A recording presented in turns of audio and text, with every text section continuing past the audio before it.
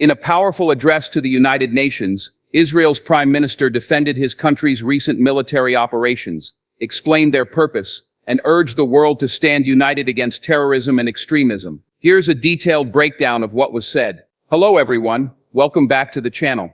Today's top story focuses on the key moments from Israel's prime minister's address to the United Nations. The speech came at a critical time with tensions high across the Middle East. The prime minister began by reminding the assembly that Israel has faced decades of security threats, wars, and terrorist attacks, yet has continued to build a thriving democracy and a strong society. He stated that the nation's priority is simple: to ensure its people can live without fear, raise their children safely, and secure a future free from constant conflict. The speech highlighted that the government's duty, like that of any sovereign state, is to protect its citizens at all costs. This opening set the tone for the entire address, firm, direct but also forward-looking. It was a message of strength and resilience, but also a call for cooperation and understanding from the international community. The Prime Minister made it clear that Israel does not seek war, but will never allow its security to be compromised. This was not just a political statement. It was a declaration that Israel's survival and the safety of its people remain the highest priority.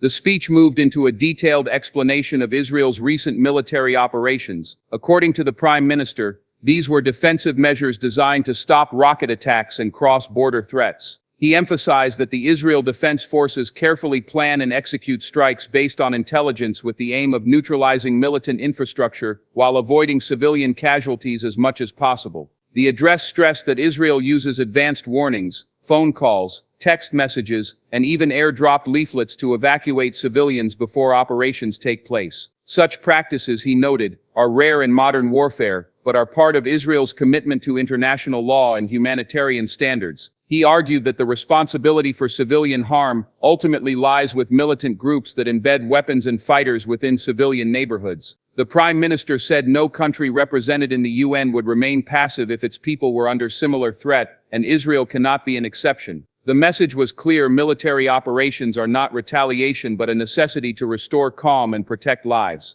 The address also placed Israel's security situation in a wider regional context. The Prime Minister pointed out that many of the attacks on Israel are supported and funded by regional powers, particularly Iran, which backs militant groups operating in Lebanon, Syria, Gaza, and beyond. He warned that these networks not only threaten Israel, but also undermine stability across the Middle East. The Prime Minister urged the global community to recognize that combating terrorism is not just Israel's battle, it is a shared responsibility for all nations that value peace. He called for collective action to cut off funding for armed groups, stop the flow of weapons, and counter the spread of extremist ideologies. According to him, failing to act now would allow these threats to spread and eventually endanger other countries around the world. The speech framed Israel's actions as part of a broader struggle to create a safer and more stable region, calling for cooperation from allies and international institutions. One of the most notable parts of the speech addressed accusations of disproportionate force. The Prime Minister argued that the purpose of Israel's actions is not revenge but prevention, preventing future attacks and saving lives. He clarified that proportionality under international law does not mean matching attack for attack but taking the steps needed to remove a threat. Israel, he said, acts to end hostilities as quickly as possible and restore peace. He urged the world to consider how they would respond if their own cities were under constant fire. The message was that peace will not come from inaction or neutrality, but from decisively stopping those who initiate violence. This section aimed to reframe the global narrative, insisting that Israel's actions are lawful, focused, and in line with its right to self-defense. The Prime Minister also raised concerns about the United Nations' treatment of Israel. He noted that Israel has been the subject of more critical resolutions than many of the world's worst offenders combined. This, he said, creates an unfair imbalance that does little to advance peace. He called on the UN to apply its principles consistently to condemn terrorism as strongly as it condemns Israel's defensive actions and to encourage dialogue rather than encourage those who reject negotiations. He urged member states to focus on education, development, and reconciliation rather than political theater. According to him, treating Israel fairly at the UN would build trust and make a negotiated settlement more likely. Attention then turned to peace efforts already underway. The Prime Minister highlighted the Abraham Accords as evidence that former adversaries can become partners when dialogue replaces hostility. These agreements, he said, have unlocked economic growth, innovation and mutual benefits for both Israel and its neighbors. He repeated Israel's readiness for direct negotiations without preconditions but insisted that any future agreements must guarantee Israel's security. Lessons from the past, particularly the experience after Israel's withdrawal from Gaza, have made it clear that security arrangements must be robust. The Prime Minister expressed optimism that genuine peace is possible if both sides engage sincerely. The issue of Iran's nuclear ambitions was another focal point. The Prime Minister warned that Iran's pursuit of nuclear weapons poses a threat not just to Israel but to global security. He urged world powers to tighten sanctions, strengthen monitoring, and ensure Iran cannot acquire a nuclear weapon. He also highlighted Iran's support for armed proxies across the region, warning that these networks could become even more dangerous if Tehran were to succeed.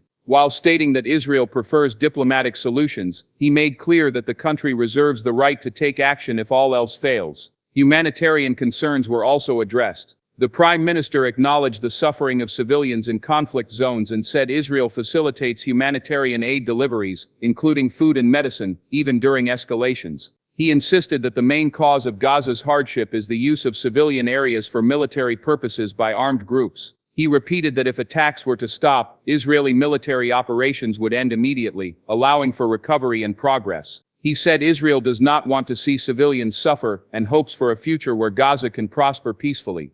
The speech also touched on Israel's achievements beyond the battlefield. The Prime Minister described how Israel has turned deserts into farmland, pioneered technologies that benefit the entire world and contributed breakthroughs in medicine and science. He urged the international community to see Israel as a partner in building a better future, not just a nation in conflict. This section highlighted Israel's resilience and innovation as proof that progress and democracy can thrive even under constant threat. In closing, the Prime Minister called on the international community to make a choice between supporting dialogue and coexistence or allowing extremism to shape the region's future. He promised that Israel would continue to defend itself but also remain open to opportunities for peace. He expressed hope that future generations would inherit a Middle East defined by cooperation rather than war. The speech ended with a message of determination and optimism that peace is difficult but not impossible if the world works together.